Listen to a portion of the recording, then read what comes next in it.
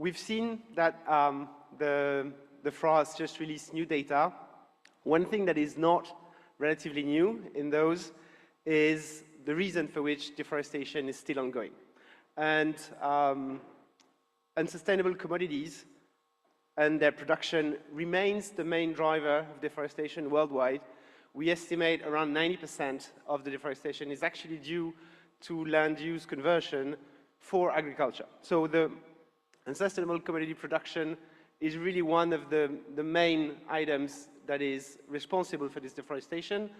And recently, we've seen the political will and engagement of countries to try to address the trade-offs that are needed between agricultural production and forest conservation. And this is really gaining recognition throughout different international platforms and forums. And after 15 years of voluntary approaches to address deforestation, we see regulation addressing the issue of the agricultural production and the leakage to deforestation really on the rise. I'd like to move the slides. I don't know if it works. Yeah. So we have regulations coming on the rise. We have lots of programs and activities that are coming up to address those needs. And one thing that is common to those regulations is the need for transparent geospatial data. That's the one thing that is really at the core of each of those regulations. And the data that is needed for this is really related to forest monitoring. So this is why we're having this session today, is because the topic of addressing deforestation through regulatory mechanism and directly addressing the production of commodities is on the rise, coming up, and is creating a new, or at least much more attended way of looking at forest monitoring and the reason for which it's useful for addressing deforestation. So we, in FAO in particular, we have programs that are fully dedicated to this. For a while, it was a peripheral activity. Now we have a full branch of the forest monitoring team, which is dedicated to transparent supply chains. This is supported by different programs, the UK, Germany, also the European Union, specifically on the EU regulation for deforestation. So feel free to check out our website if you're interested in those activities that we have now formalized within our portfolio of work in FAO. In any case, what we try to do in this realm is really around innovative, operational, and inclusive solutions. And what we also are trying to strive for is to link those to national forest monitoring system. And today, what we will address in terms of topics is really looking at what are the regulatory requirements and what are they actually asking in terms of data. So which data are needed and which monitoring solutions are existing to address them.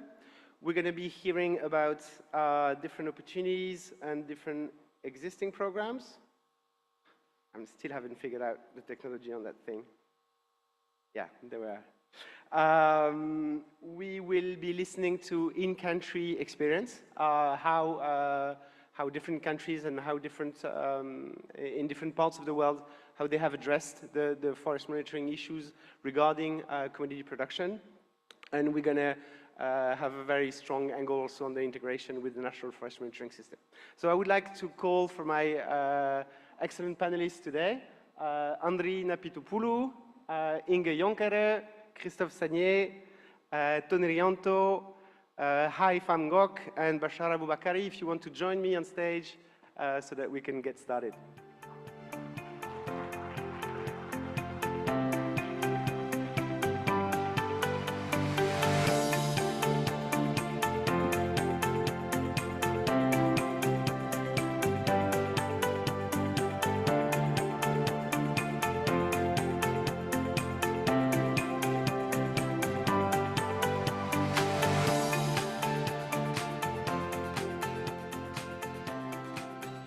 Thank you very much.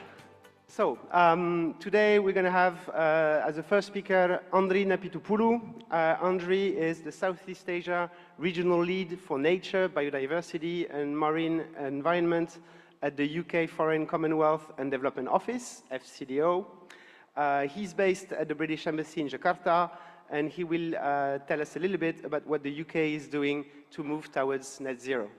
Andri, the floor is yours. I think you don't have a presentation, right? So feel free to come in.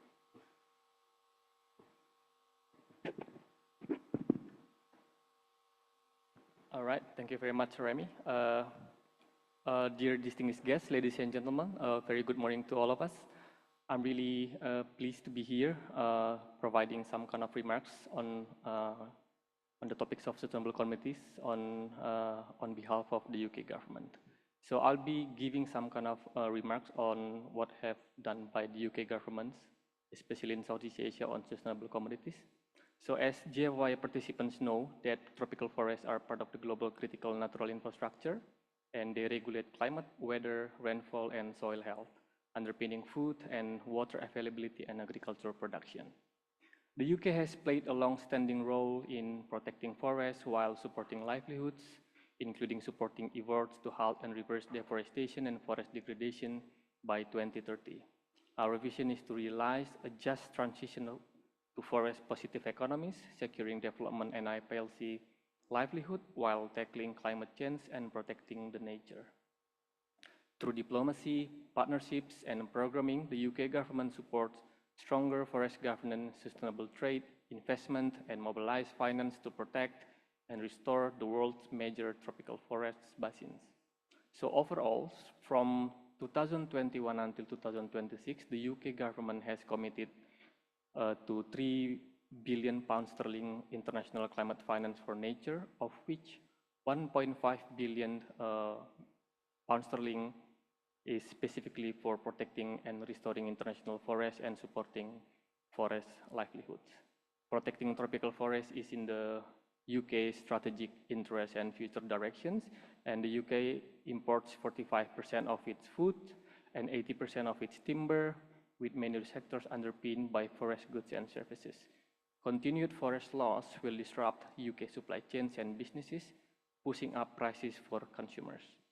Land clearance to grow a small number of agricultural commodities, including palm oil, soya, coffee, cocoa, for example, is the single largest cause of deforestation in developing countries. These commodities are critical to the national economies and to the livelihoods of the farmers who depend on the forest. So, for example, around 70% of global cocoa production is produced by 2 million smallholders in West Africa, and 2.6 million smallholders produce around 40% of palm oil in Indonesia alone. So to tackle this risk, the UK government is addressing illegal activities, supporting smallholder farmers, and working to improve supply chain transparency.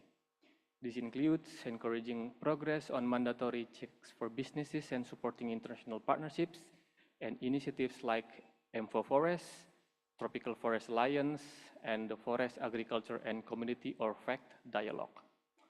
FACT Dialogue was established during the UK's presidency of COP26, and currently FACT Dialogue is co-chaired by Malaysia and the UK government and aims to achieve inclusive sustainable value chains of forest and agricultural commodities. FACT seeks to share lessons and best practices among governments. It recently published 8 promising approaches that countries can use to strengthen traceability and transparency system. These are an open source infrastructure, respecting data ownership and rights, data accessibility, interoperability, smallholder inclusion, capacity development, equity and justice, and harmonization and verification. We are pleased that M4 Forests and M4 Commodities, funded by Germany, are able to support countries to turn these promising approaches into practical action at national scales. M4 Commodities builds on the foundation laid by the M4 Forests in developing countries and deploying open, inclusive, and scalable solutions. The work supports producers, companies, and regulators to ensure sustainable and deforestation-free value chains, recognizing increasing global demands on the need of reliable and transparent monitoring of land use and deforestation risks. Tackling community-driven deforestation requires also partnership with private sectors. And we are building public-private partnership through our Partnership for Forest program, or we call it as P4F, which incubates business forest-friendly models across a range of value chains.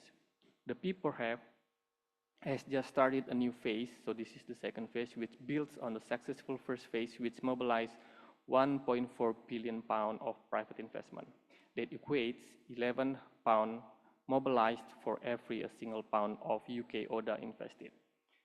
There are a lot of stories behind these numbers that can be so powerful.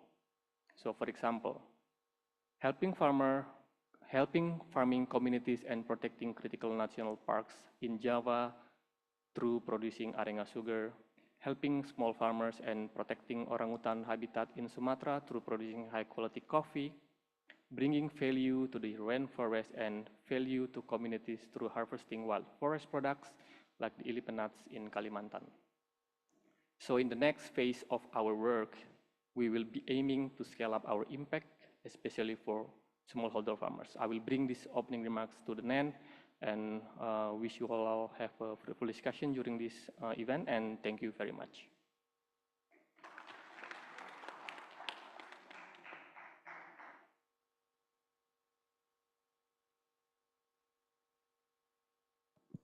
Yeah, thank you very much, Andri. Impressive efforts that the UK is bringing in this specific area. I retain £1.5 billion that are being dedicated by the UK on specific forest issues and climate change. Really, really interesting to see what the investment is from the UK on that side. We also heard about the FACT dialogue and the activities that you're carrying out in Indonesia.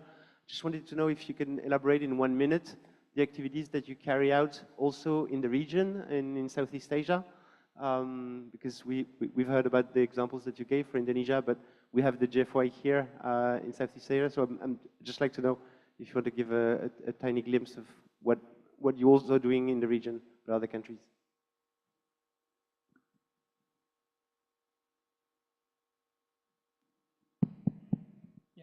Yeah, thank you for the questions, Remy.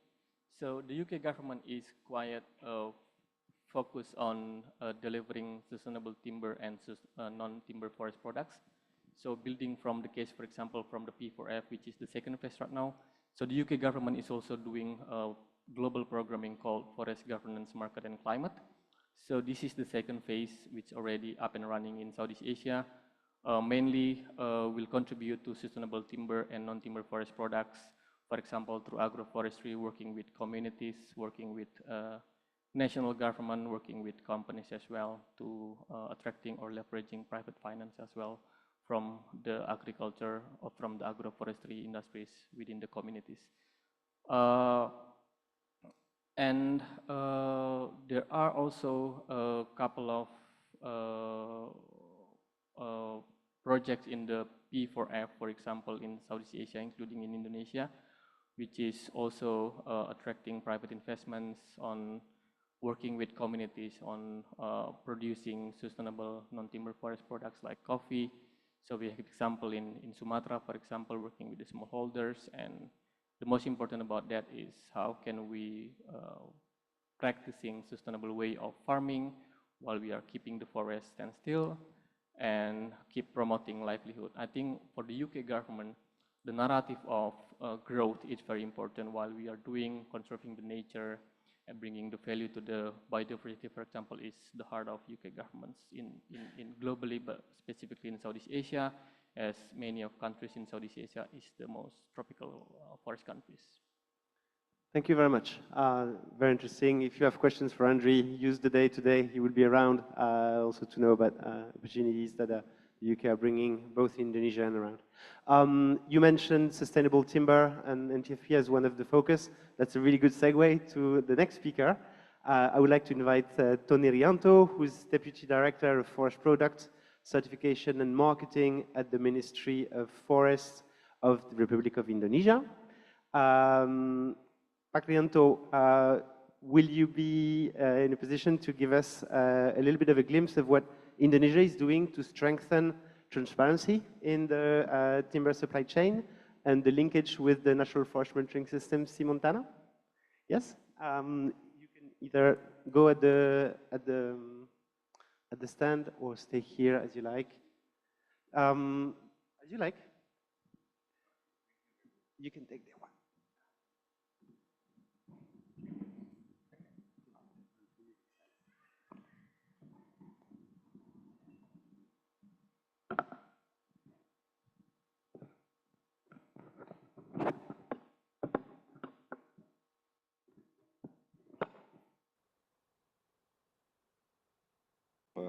For this time, Remy.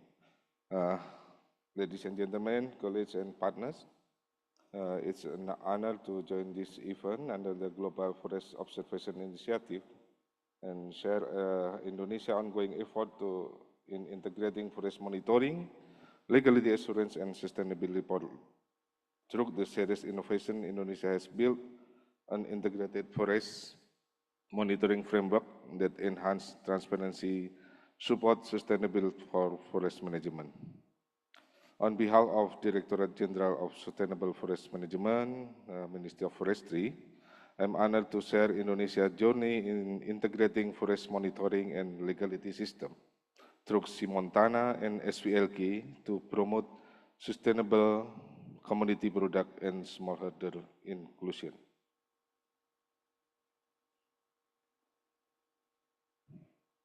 As shown on the chart, Indonesia forest categorized in several functions: permanent production forest, limited production forest, convertible production forest, protection forest, and about 34.5 million hectares are dedicated to nature and marine conservation area. With this, primary forests make up about 45 million hectares and secondary forests another 45 million hectares, with plantation forests contribute a smaller share. This distribution reflects not only Indonesia's vast natural wealth, but also the diversity of forest functions that support ecological balance, economical value, and national development goals. That's where our national forest monitoring system, Montana, plays a key role.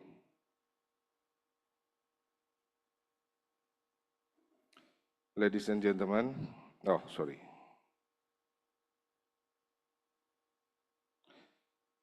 allow me to brief share Indonesia National Reporting Mechanism on Sustainable Forest Management, a framework that ensures our forest governance is transparent, scientific-based, and performance-oriented.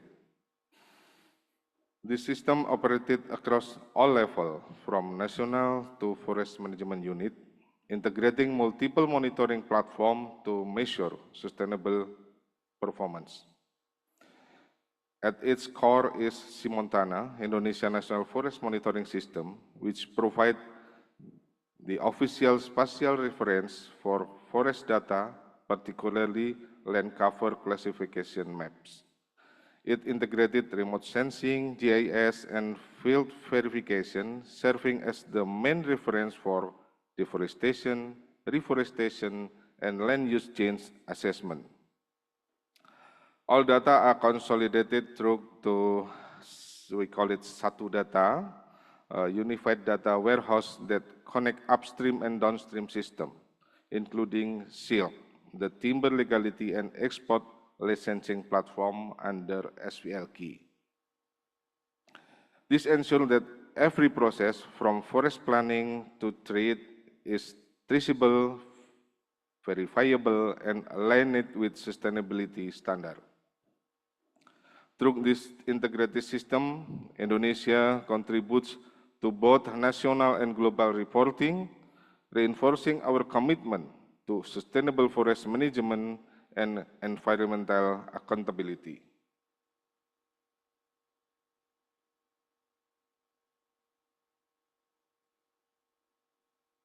The next slide is highlight the global movement toward legal and sustainable timber trade. Around the world, major consuming countries have adopted timber legality regulation.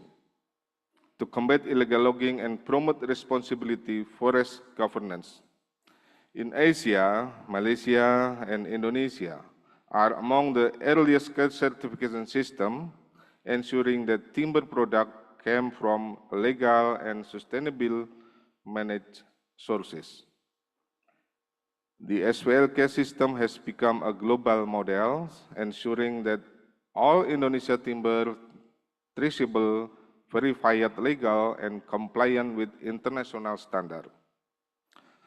Across other regions, similar commitments have emerged: the US Lacy Act, the EU Timber Regulation, Australia Timber Logging Prohibition Act, and new framework in Japan, Korea, Vietnam, China, and United Kingdom.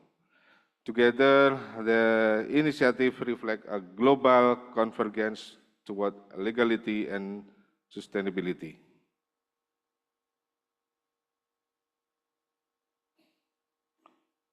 This slide highlights the evolution Indonesia Timber Legality Assurance System, which has become cornerstone of our sustainable forest governance.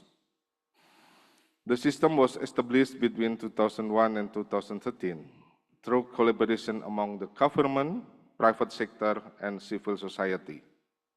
In 2014-2015, Indonesia and the European Union ratified the FLEGT Voluntary Partnership Agreement, making Indonesia the first country in Asia to operationalize such a system.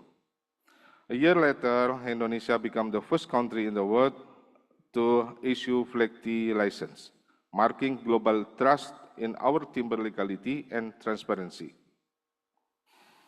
Between 2017 and 2019, cooperation expanded to other markets, including UK, Australia, Japan, and Korea, reinforcing mutual recognition of SWLK. SWLK evolved to the Legality and Sustainability Verification System in 2020-2021, aligned legality with sustainable principle.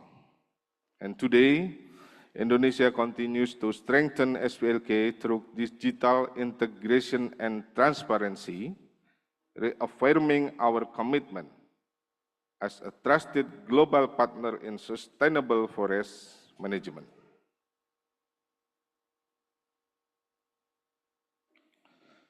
Let's see the illustrated that SWLK business process, which ensures that every stage of the timber supply chains, from forest to market, operated transparently and accountability. The process began with accreditation by the National Accreditation Committee, following ISO IAC 17065 standards. Only certified verification body, approved by the Ministry of Forestry, may conduct the audits, all of which are independently monitoring by civil society to ensure credibility. At the upstream level, SWLK covers various timber sources, including forest concession, social forestry, and community forests, verified through standardized audits. And in the downstream stage, Indonesia and processor must comply with SWLK requirement in industry, ensuring full traceability and legality through the supply chains.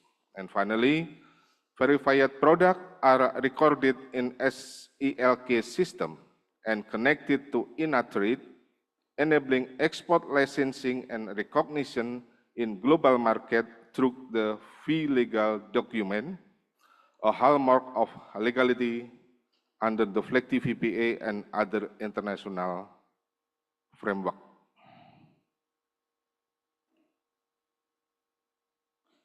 Ladies and gentlemen, this slide highlights how Indonesia SWLK has gained broad international recognition and market acceptance. Indonesia is the first country in the world issued to FLEGT license, meaning all timber products exported to the EU are automatically recognized as legal. This partnership has become a model for other producer countries seeking to demonstrate timber legality and sustainability. Next, the United Kingdom continues to recognize Indonesia SPLK certification after even Brexit. And likewise, Japan has integrated SPLK in its Clean Wood Act, allowing Indonesia timber product to enter Japan. And in Australia, SPLK system is acknowledgement under the country-specific guideline, which simplifies due diligence requirement. And in other global markets, such as in United States, China, and South Korea, SPLK has strengthened Indonesia's image as a credible and responsible timber supplier.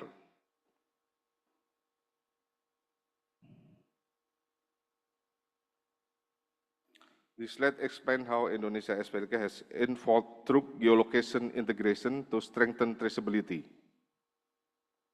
We begin on the left with Sipashut. Sipashut is a system that providing data about forest planning, and Sipu, system that record data from forest harvesting. Here, each log or wood product is geotagged, meaning its exact origin on the forest can be tracked using coordinate. This ensures that only timber from approved and legal harvesting area enters the supply chains. Then we move to SILK. The platform connects verified data from upstream system and issues the legal document required for export. Every shipment can be tracked to its forest of origin through digital verification. And finally, on the right side, we see the importer or buyer in destination country. By scanning the QR code, I will explain later, on the legal document, they can instantly access key information, including the producer, export license, and geolocation of the timber source. The geolocation integration enhances accountability and market confidence in Indonesia timber products. It allows authorities and buyers to verify legality not just on paper, but also on the map, reinforcing Indonesia's leadership in sustainable forest governance and responsible trade.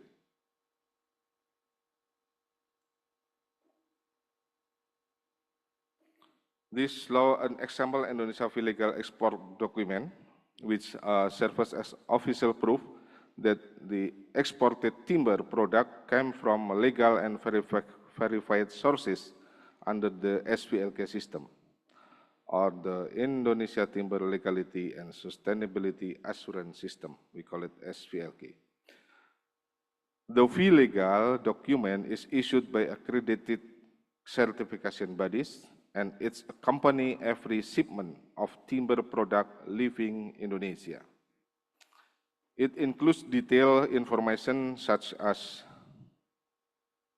the exporter and importer names, country of destination, product description, including scientific names, volume, and weight, and the license number linked to the verification process.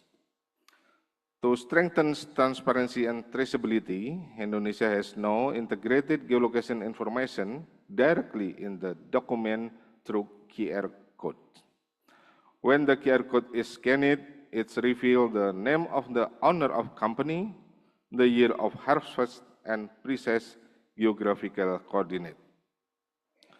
It ensures full compliance with international regulation, such as the EU Deforestation Free Regulation, UDR, and reinforce Indonesia's reputation as trusted supplier of legal timber product.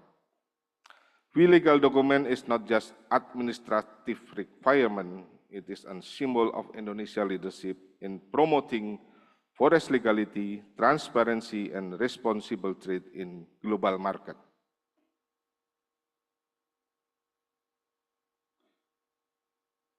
And the next, we see illustrated how raw material traceability is coordinated through Indonesia timber legality. The main process begins with data upload, where operator input information. Then during the manufacturing stage, this information follow the material as it's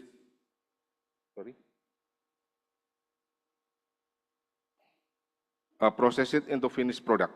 Finally, before export, the company applies for export license, which we know as legal document, like I said before.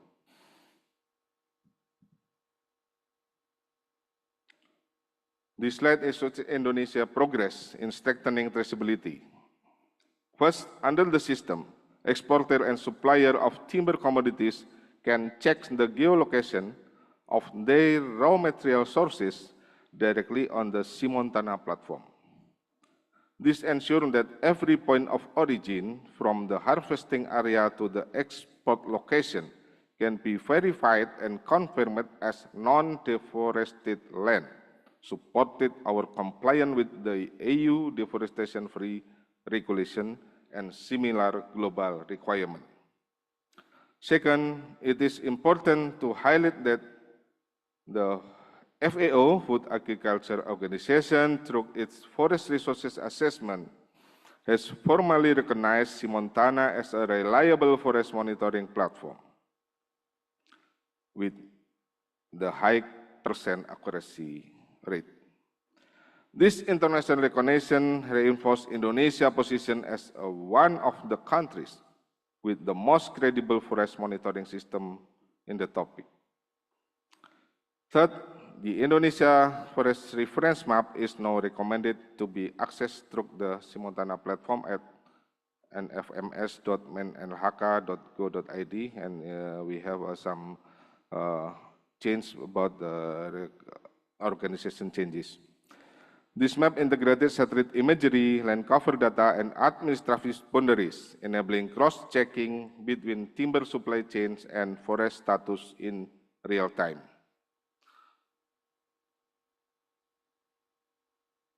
Excellencies, ladies and gentlemen, Indonesia experience shows that forest transparency is achievable when technology, institution, and collaboration work together. We remain committed to advancing open and science-based forest monitoring and to sharing our experience with partners through platforms like FAO and GFOI. Let us continue to work together, sharing information, sharing data, building trust, and ensuring that our forests remain sources of life and prosperity for generations to come. Thank you, Remy. Thank you very much, Pak Rianto, for showing us this insight into the highly structured traceability system that Indonesia has set up for its timber and to comply with international regulations, showing the integration with the National Forest Monitoring System and the different sources of information are being used. Highly interesting to see that preparedness of Indonesia. We will move directly to our next speaker to talk a little bit, to take a little bit of height and speak about which sources of information can be useful. I would like to welcome Inge Jonckere to the floor. Inge is the head of Green Solutions Division at the European Space Agency. And she will, as we know, remote sensing is really essential to allow to follow those forest monitoring systems and to regularly and robustly produce data.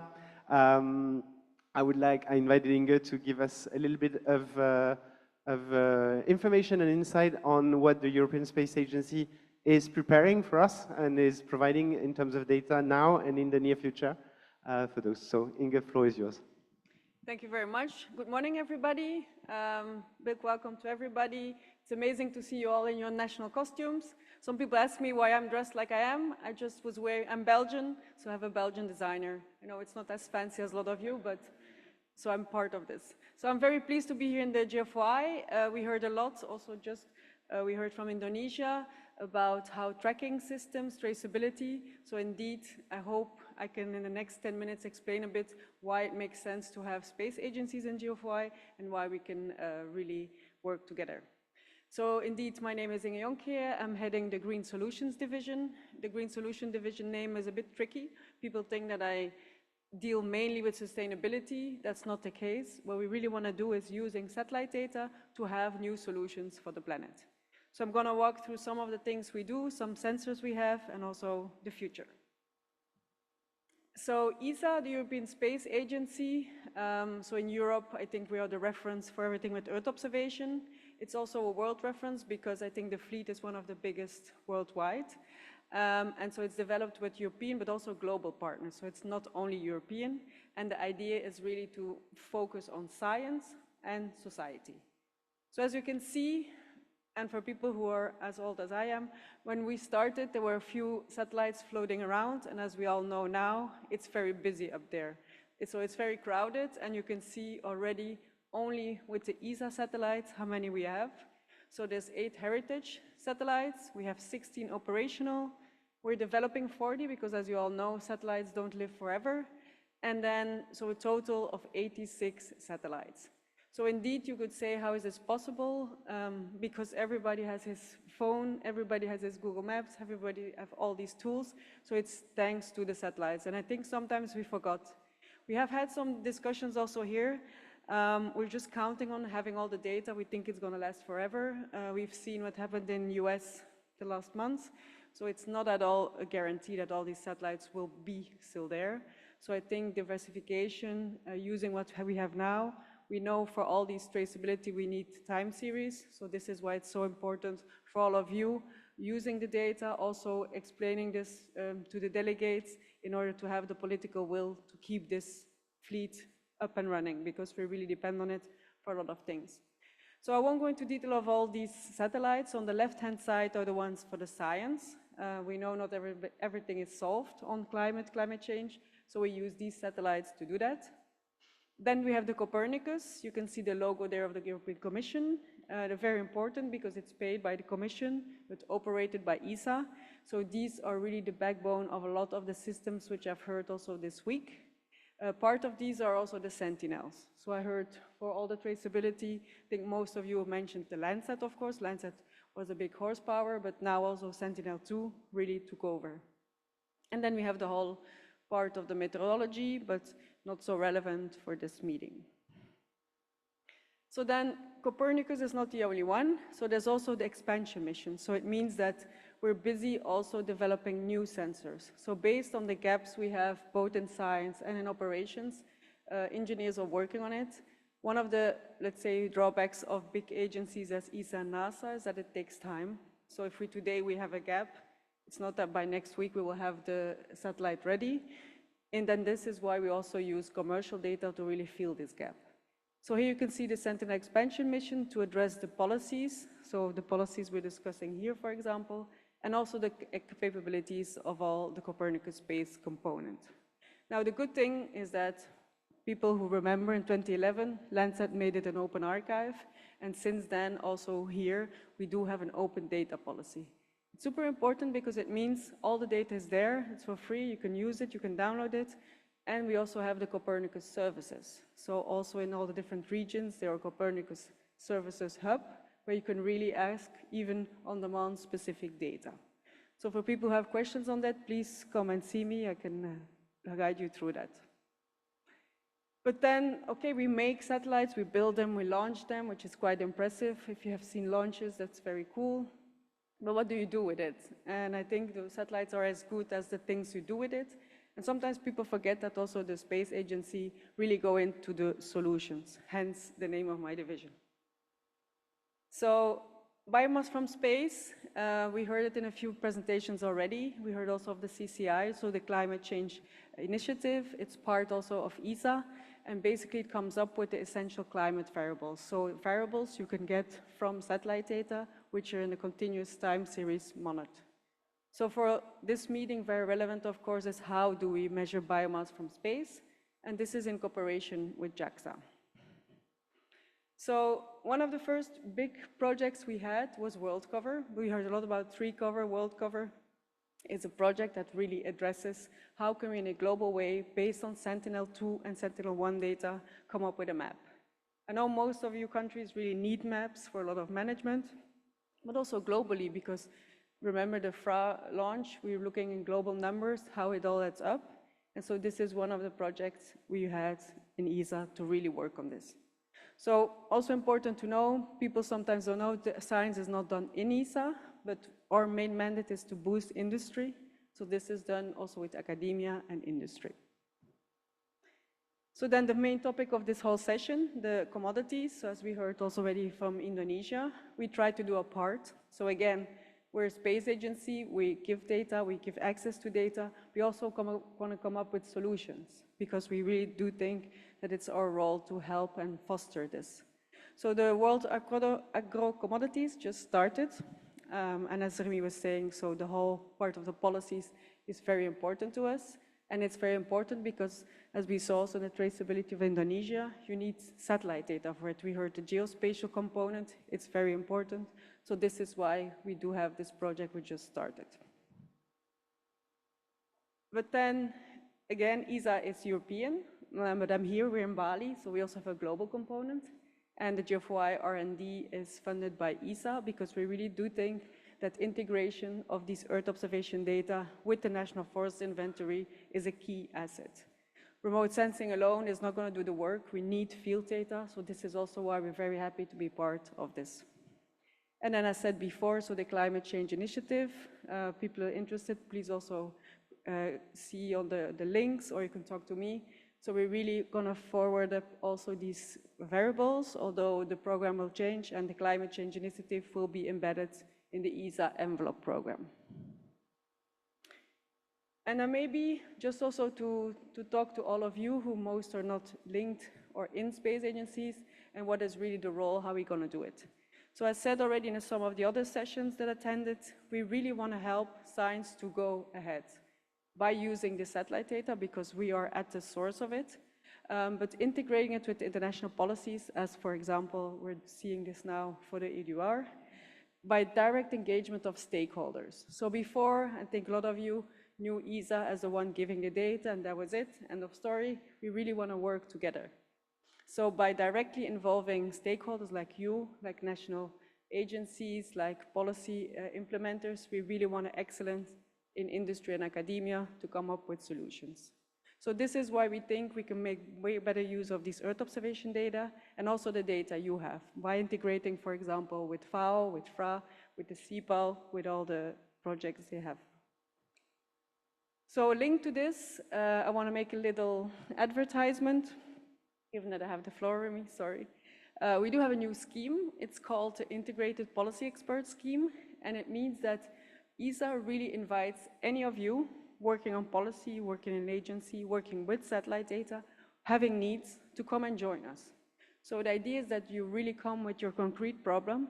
Is it a monitoring system which needs adaptation of new satellite data, anything in which we want to work together? So the scheme would be that someone comes from, one day is a bit too little, but from a week to a year, and you can be hosted with us. And the idea is that we really work hand in hand to come to a solution. So if you're interested, this is the email, and you can also talk to me. You're very welcome. Of course, we're a European agency, but as said, we do have that global dimension, so we would be very happy to have you all. So thank you for your attention, and hopefully we can talk later as well.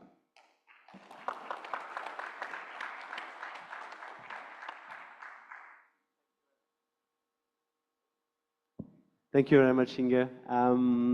Thanks for the insights on what ESA does in terms of technical, putting satellites out there in the space to help us produce data, but also thanks for the insight on the programs and on the different collaborations that's possible. Just like to check if there's any question in the audience for Inge.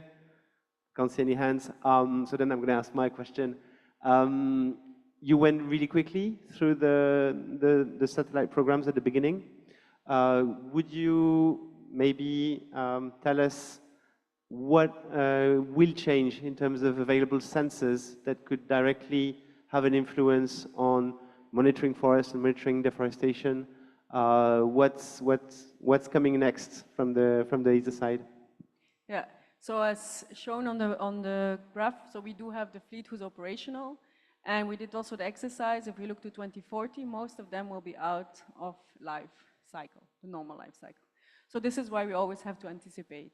I know the Sentinel-1 is a lot used also by the people in this group. And there will be the launch of Sentinel-1D, the 4th of November. So Godspeed, that everything goes well. So we're already advancing also the continuity, because one of the biggest remarks we also had from most countries is the continuity for the reporting, so that there's the same methodology. And then very importantly, for everything that's with biomass, I didn't have time to go through it, but the biomass has been launched in April 25. It's in the commission phase, so it means that there's some images floating, but you can't yet download the data. But again, also there, it's open data, so there will be the P-band available from January onwards, and that's really, really focused on monitoring biomass.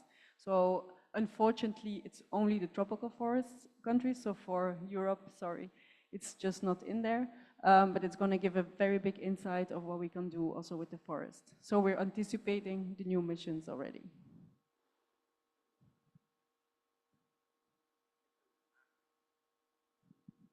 Excellent. Thank you so much. Yeah, looking very much forward to seeing what the biomass mission is providing and the capabilities of the P-band in looking at forests and their story. Yeah, so it will be all open data, because some people wonder if they have to really like task it, or it will be open and available. Good. No, that's, and just wanted to say we're really happy that the Copernicus program is on. It's been a major source of information throughout, and I think maybe Hai is going to talk about it a little bit. So that's the segue to my next speaker. I would like to invite Hai Pham Ngoc. Hai is a remote sensing specialist at the Forest Inventory and Planning Institute of Vietnam. So we're going to move a little bit from those global products to the national products. Hai, can you tell us a little bit how national data is supporting compliance in regards with those regulations that have been evoked today? Yeah. The floor is yours. You have around 10 minutes to give the presentation. Thank you so much. Yeah, thank you, Remy. Ladies and gentlemen, today I would like to say about how the national data important for reliable, for supporting compliance. Yes, my presentation is focused on the four things. The first one, why national data are essential for regulatory compliance, and present Vietnam Nation Forest Monitoring System in context of UDR requirement. And we, the first one about the link national data with the UDR requirement. And the last one, I would like to highlight about our challenging and key recommendation for next step. Okay, as you know, in the UDR context and requirement, UDR ensure the certain commodity like the woods, coffee, coca, rubber, palm oil, beef, and soy are deforestation free, and also the legally product before the entering the EU market. And as you know, Vietnam is the one that exports the production to EU, like the coffee, like the wood and rubber. And for UDR requirement, we need to call a requirement. The first one, products must be deforestation free, and no forest clearance after 31 December 2020. And the product must be legally produced in the country of origin. And the last one about the commodity must be dual legal, like the risk assessment and also the risk mitigation for the product to export to EU. And the implementation date for large operator by the December 2025, and for the smallholder by after 6 months, that's June, end of June of 2026. And as I said before, Vietnam has 3 main commodities will be affected by UDR. The first is the coffee, the second one is the rubber, and the last one is the wood. And as 2024 benchmarking with Vietnam has been primarily classified as a low-risk country, under EUDR requirement, but a country by also we have also by insight about the how to comply with the EUDR, not only for EUDR but maybe for the another international requirement in the future. That's a potential simplify export, but we need to prepare everything for future. Yes. And as you know, Vietnam has a long history with the national forest monitoring system. Right now in Vietnam, we have the 4 components of national forest monitoring system. We have the central data with management. We have also the forest resource management system. That's operated by the Department of Forest and Forest Protection Department. And for my institution, we conduct the National Forest Inventory, NFI. We have conduct NFI program every 5 years. And right now we have finished, we are already finished the 6th cycle. And in 2026, we can continue the next cycle for National Forest Inventory System. And we have also the database management system and MRV portal for red blood and also for result by payment project data.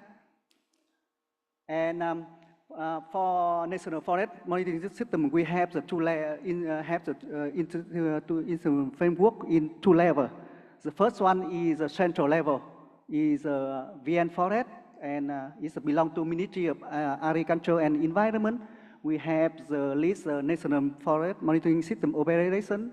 When we also host the forestry data sharing platform, and we coordinate with the data flow from province to standardize the classification system and also the maintain the national data forest database.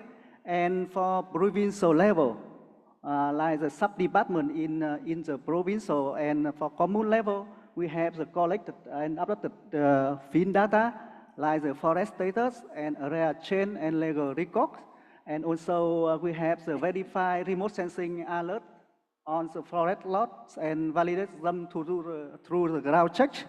And also we manage the local forest map and upload verified information into the central system. And we have, for province level, we have also the support for local user like the ranger, community, company, also the smallholder in reporting through the digital tool. And we have a lot of tools to support them, to like the urban forest collect, and also the ground. And we have the also tool like the FRMS mobile for field data collection.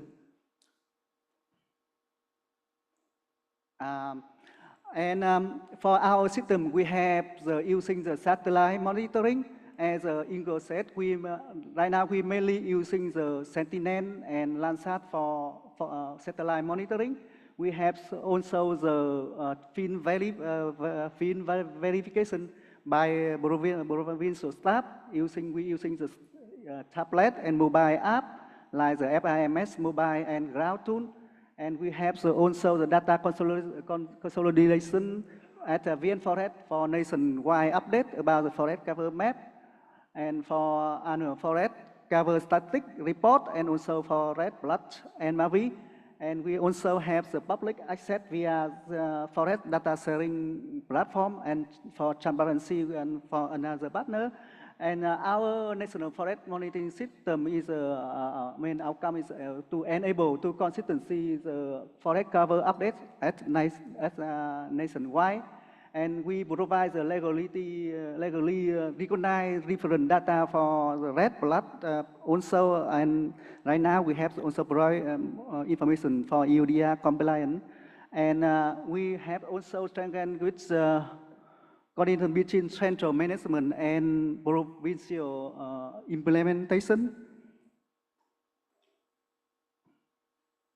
As you know, for EUDR context, EUDR recommendation on country, the country need to use refer to the global forest data set like the, the GRC. This comes from the Zone Research Center. EUDR GRC Global Forest Dataset, which provides a harmonized EUDR reference baseline. They use global 10-meter resolution using the Sentinel-2 and for generic forest definition. And in our context, we have also the National Forest Monitoring System that we also provide the legal forest definition and higher resolution in the both different scale from 10,000 to 25,000, with the consistent with our forestry law. And that may have lead to discrepancy aspect like the different in forest definition, land cover or land use, and for mapping resolution and boundary, and maybe for the update for frequency, because for some in our country maybe annually, but it depend on the provision level provider, that's annually or monthly or biannually. And that's why we see the Vietnam National Forest Monitoring System could serve as the important source for confirming deforestation free and also for legally verified area. I would like to say about why the national data matter for compliance. The first, our data could be provide legally recognized reference data, forest extent, the boundary, the time, and critical for verifying deforestation-free status. And we have the data maybe could be enabled to traceability and risk management across supply chain through the verified geolocation and land use information. We have our data also support another system like the MRV system like for red, black, purple for result by payment projects. And our data could ensure the transparency and accuracy in land. Sorry. Sorry. I cannot. Yeah, sorry. Also, the increase credibility as market just for Vietnam and forest and for agroforestry product for international trade. And how Vietnam national data could be linking with the UDR compliance. You know, as UDR requirements, the data with the geolocation coordinate and proves that no deforestation. And we have also the verification for legal status of land use. And our national forest data from National Forest Monitoring System could be provided reference map and legal baseline for compliance. And right now, Vietnam is building the national forest database and platform to support this requirement for the community like the coffee, rubber, and wood to export. And we also the strong national data system that we can serve both the domestic management but also for the international compliance needs. This I would like to share with some strength and some challenging with our national data.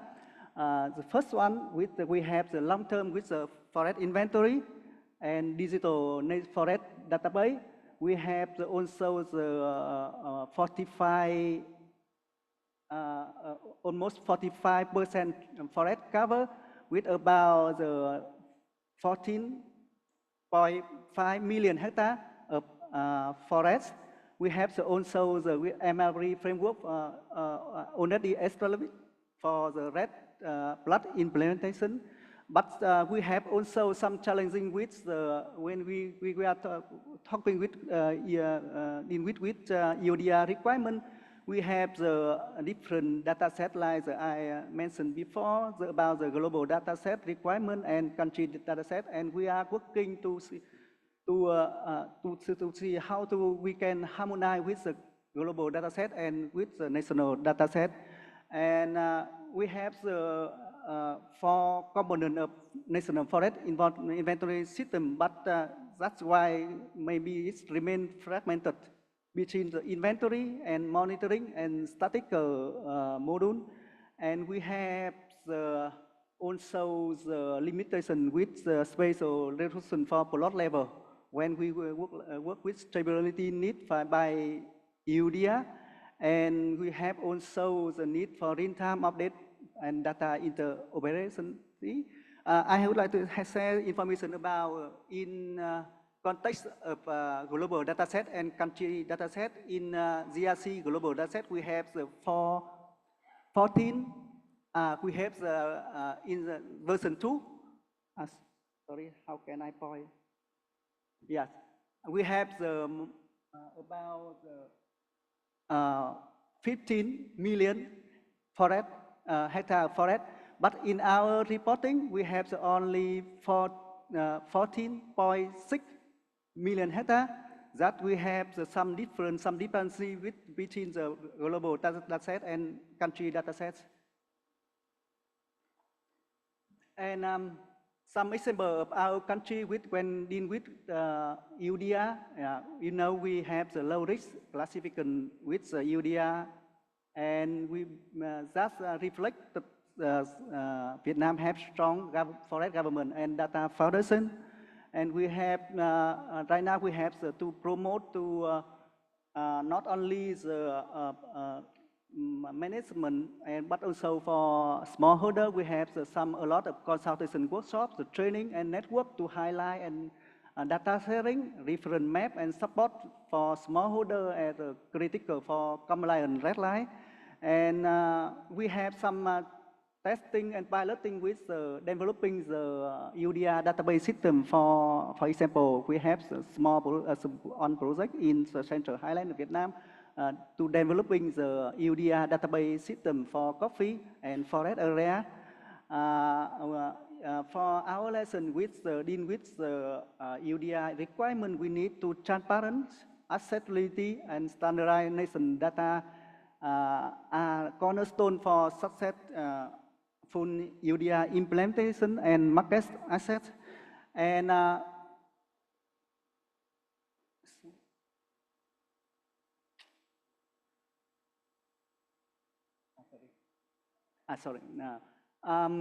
our recommendation and next step of our system for EUDIA compliance, we need to upgrade our national forest monitoring system with modern technology and with multi-purpose, like not only for forest inventory, but for only for the forest management, but also for the internet requirement like the NDC for UNFCCC, and also for like the EUDIA compliance. And we have the need also the integrated on the forest related database that I mentioned before, but we have the global dataset, we have the different global dataset, and we do how to harmonize with and integrated with the national dataset to improve the data transparent and data consistency with the EUDIA compliance. We have also the enhanced smallholder participant. In fact, we have the small piloting with the using for enhanced smallholder participant in the EUDIA, using the tool, the mobile tool for collecting data as a ground tool. I think the Ghana, yeah, okay. And we also establish the clear reference map and update them for regularity for EUDIA purpose. We have a map and also for plot level. And we have created integration with transparent platform. As you can see in the booth outside Plenary, you see the WIPS tool. Right now, WIPS can be useful for compliance when we have the another different data. For example, country data and also for global data set. You can use this WIPS to, if you have the plot, you can upload to the WIPS to see the which plot is compliant with the EUDIA or not, when comparison with the different data set like the GRC or the national data. And finally, I would like to thank you all for attending. Thank you so much. Thank you very much. Hi. We're running a little behind the time, so we're going to go directly to those solutions that are developed to integrate data. And I would like to hand the floor to Christophe Sagnier, who's Senior Business Development at GAF, and who will go a little bit through the World Agro-Commodity Project. Thank you, Christophe. Thank you, Remy, and good morning, everyone. Very pleased to be here to share with you some of the experience we've gained through this project that Inge already briefly mentioned. So the World Agro-Commodity Project is funded by the European Space Agency, and I'm presenting this on behalf of the whole team from GAF, which is the organization that I work for, which is based in Germany. Perhaps you guessed from my attire today that I'm not from Germany, but we've got also a colleague from GFZ, from Wageningen University, from Vito in Belgium, and Terres Fair Meridia in the Netherlands. Okay, so so the World Agro-Commodity Project was specifically designed to address the requirements of competent national authorities across EU member states to implement the EUDR regulations. So the EUDR was actually initiated and decided on in May 23 with a decision from the European Parliament. And the main objective of the regulation is to reduce the contribution from the EU to the global deforestation and also reduce the greenhouse gas emission, as there were recognition that quite a substantial part of Europe's emissions were actually imported through the deforestation linked to the production of some of the commodities.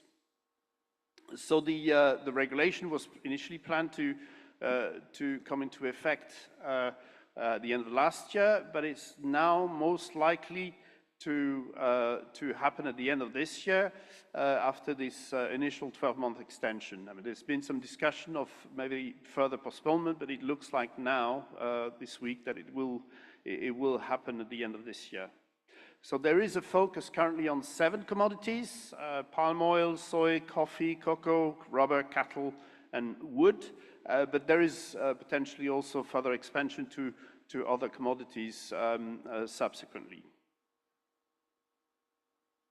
So what the main objectives we have is really to develop a pre-operational monitoring system which will support the implementation and the verifications that EU member states are mandated to implement as part of the regulation. So there's been quite an extensive consultation with the competent national authorities in each of the, well, in a few of the main sort of member states implementing the regulation, and we started about a year ago, and we have like 2 12-month phase, and we're now finalizing the first phase to in terms of developing the actual system that will again demonstrate and over different use cases. So what we did is to engage with a substantial number of competent authorities and to make sure we address their main user requirements and look at different test sites and demonstration sites to actually illustrate the implementation of the prototype. And then we did actually an extensive benchmarking of different methods, and that were tested over different regions across the world. So following the discussions that we had, there was really recognition that you needed an approach as like a 2-step approach, trying to, first of all, in the first step, to sieve through with a very large number of due diligence statements to be analyzed, and trying to reduce this number by sieving through the ones that are actually represented a relatively low risk of deforestation and focusing on the ones only that could present potential risk of being linked to deforestation events. So the idea is to develop in this first step a fully automated system which will actually enable the competent authority to sieve through these declarations. And the second step, then you'll have a more sort of labor-intensive work verifying, you know, the fact whether or not there is some issue of compliance. So the first thing is to look at the development of these commodity mapping models and recognizing the fact that it's not just about assessing deforestation, because the problem is that you have a lot of smallholder producer that are linked to agroforestry system, and these are actually the most closely, they can be quite easily confused with forest cover. So the danger is that if you classify these they could be actually easily classified as deforestation because they look so similar to forest. So one of the approaches, rather than actually looking at deforestation, is more to try and develop sort of commodity-specific models, you know, based on sort of AI models and so on, and also to look at the different models according to the different location, or including the location as part of the model development. So that's just some of the example of the type of models that have been developed. So we've seen this example here, three different commodities, oil palm, rubber, and cocoa, which were classified. So each commodity is given a probability of being what it is. And we did actually quite a detailed sort of assessment of the accuracy and of the different performance. We tested different types of models. I mean, some AI models, some more traditional ones, just random forest and so on. And the one that seemed to be performing the best across all the different commodities and location was the attention unit model, which was the one that we decided to then implement as part of the prototype. So in terms of workflow, the idea is not just to do the classification, but to integrate it in a dedicated workflow that will help sort of the competent authorities to really identify those plots which are the most risk or present sort of issues related to the compliance with the regulation. So one of the first aspects is to look at the geometry, then would look at some of the global data set. I mean, we've seen from previous presentation, and global data sets are definitely not perfect. And but that's there just to identify some very obvious issues or mistakes in terms of geolocation and so on. And then we'll look at the actual assessment of the commodity. So we'll classify the commodity for the year of production, but also for before the cutoff date. So in 2020. So effectively, if you have cocoa in 2020 and in 24, it's very unlikely that there has been any deforestation. So we could, you know, that would be a compliant plot. And once we've done that, we collect all of this information as a series of sort of attributes in the plot data, and we can apply a set of thresholds to select those plots which are most likely to be at risk of deforestation. So some of the data we use, some global data, some of the latest global data available. I mean, Inge earlier mentioned the world cover data set, but there is actually now a new, more kind of operational version of that through the Copernicus Global Land Cover for 2020. And alongside that, there is also the tree cover density product, which we use as well to compare, and the latest, I mean, it was mentioned also the GRC map for global forest cover change. So that's the first aspect where you're looking at this global data set, but what we're looking for is like really a convergence of evidence rather than just looking at a yes or no answer. And this is what you see there by comparing the probabilities of the commodities between the two different years. And we can identify some plots where there is clearly an issue, where, like for instance, there is a low probability of cocoa presence in 2020 and a high probability in 2024, which may indicate potential deforestation. So that's what we're trying to implement at the moment. So the prototype is now being more or less ready to be deployed with the competent authorities. And in parallel to that, we've also produced a number of publications on the project. I mean,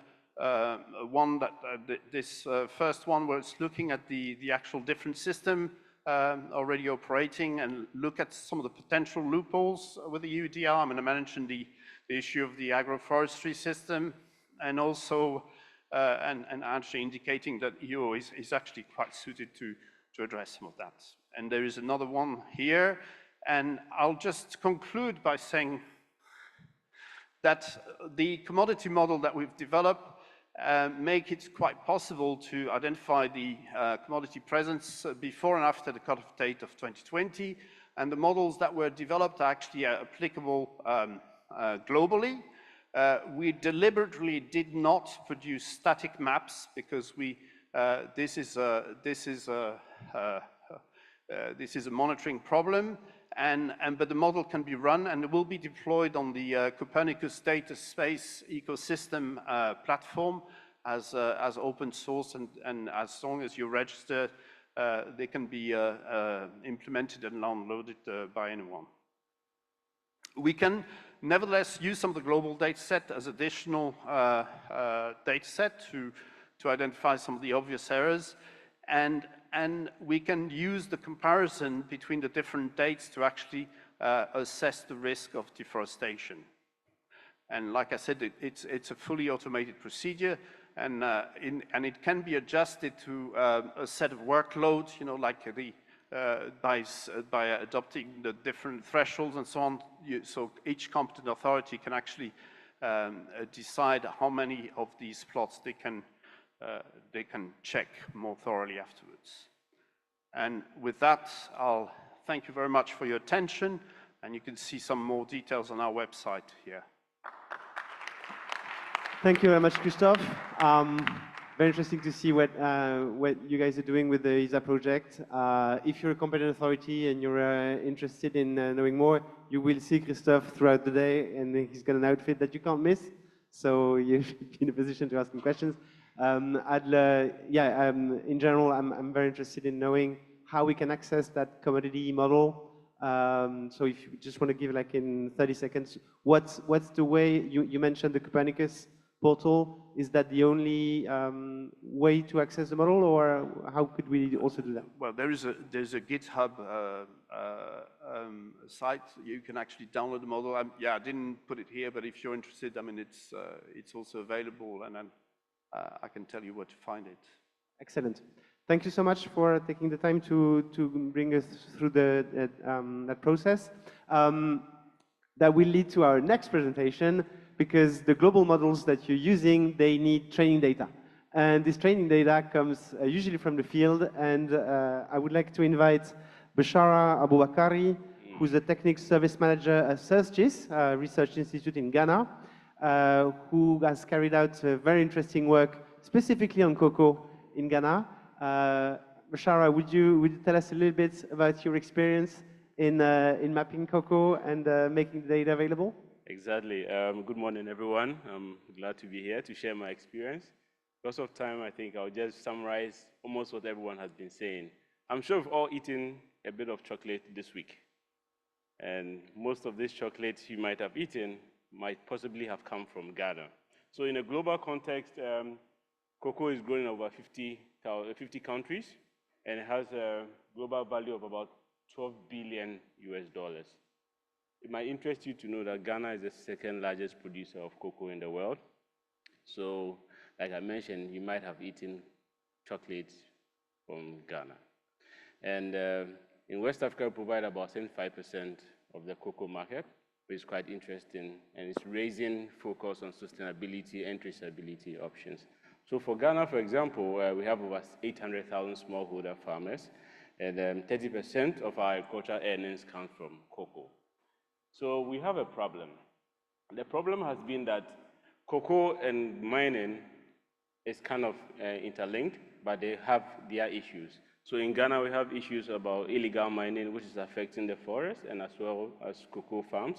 So there was a need for us to provide high quality georeference data that will be able to identify cocoa from forests, and it can be used for other remote sensing activities.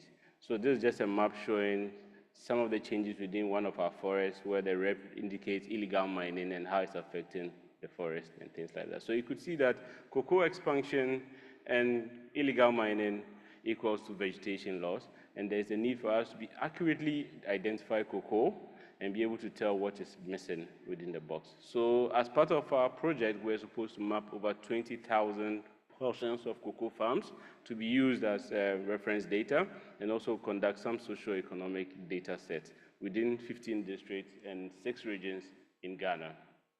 So the reason we did that was because in Ghana, over the years, most of the parts of Ghana is covered with clouds, so you need ground truth data to be able to identify certain features on the ground. And as you are all aware, satellite images can't tell the full story, so we need to also get onto the ground and speak to most of these cocoa farmers to understand the nuances and the dynamics on the ground, how supply chains are handled and things like that.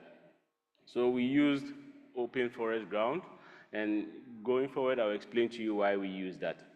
So as part of the uses, we're trained by a very good technical team from WRI, former severe SEO, and some university support systems.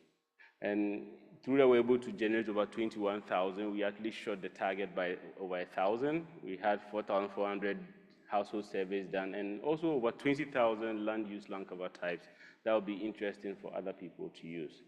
So the reason we used open forest ground is simple. It's free, no license. We didn't even pay 1 peso or 1 peso. And also it has this offline capability where you can use it within off-grid areas. You know, Ghana cocos are in rural areas, so using open forest ground was the best. Also, it's flexible. You can customize your questions at any point in time. And also, it's easy to be integrated into other GIS and remote sensing tools, as you know, and it enhances data transparency and accountability. So we did some pre-tests and some trainings in some parts of the country, as well as the office, to train the enumerators on how to use the data, and these are some of the outputs that you can see. So one nice thing about open forest ground is able to tell you what's happening in real time, and also identify challenges on the ground to inform the field enumerators on how to use it. And we did some accuracy and quality checks using Google Earth Engine by defining certain plots that we needed to be sure that we are actually getting quality data, and this is some of the outputs that we had. So whilst we were doing all this, we did some few field monitoring just to ensure that the capacity of these enumerators are well in check, and also those who supported us in the field are also aligned with our goals. And I mean, there are certain setbacks like poor road networks and things like that. And we had cultural challenges like taboo days that you couldn't go to the farm to map. And also funerals and market days are big deals in rural Ghana. So these were some of the challenges we faced in the mapping process. So eventually, we hope that this data will be an input to develop other models. So the team at Google and FDAP, Caitlin is here, they are developing cocoa probability maps, and we hope that this current data is going to also support their effort in generating new data sets for 2025, and also help verify deforestation-free cocoa sourcing. And also this open forest ground can be used for other crop type mapping like oil palm, coffee, rubber, and even cashew, because Sergis will be mapping cashew very soon. And we hope that when this algorithm and this machine learning methods are used together with this data, it can be used throughout the tropical areas, because cocoa is grown throughout the tropics and things like that. So in terms of licensing, the data is licensed by Creative Commons 4.0, and it is free. Please, everybody go ahead. You can use it for whatever you want to use it for. You can distribute, you can adapt it to whatever models, and you can even use it commercially. So this is one of the reasons why I'm here, to let you know that. So in closing all this, I need a call to action and tell all of us here that the data is available. It's on Zenedo. You can scan it over here, as you can see.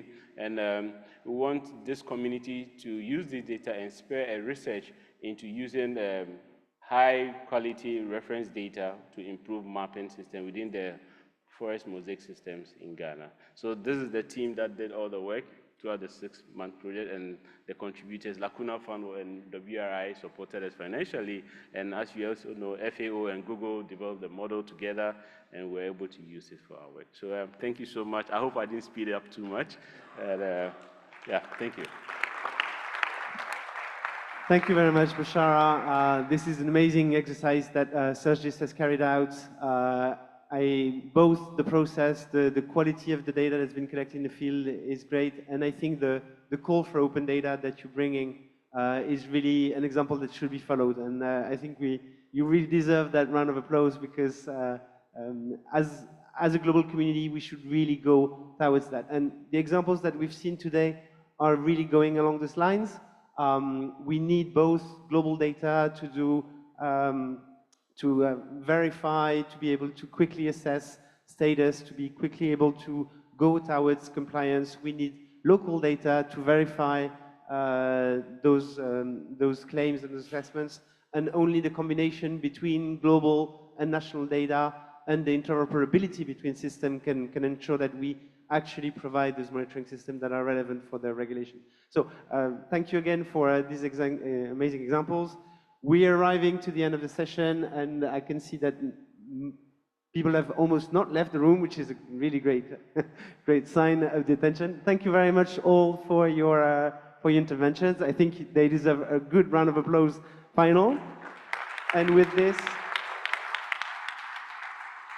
I will invite you all to go and have a coffee, and feel free to ask questions to each of the panelists if you have any point of interest. Thank you so much.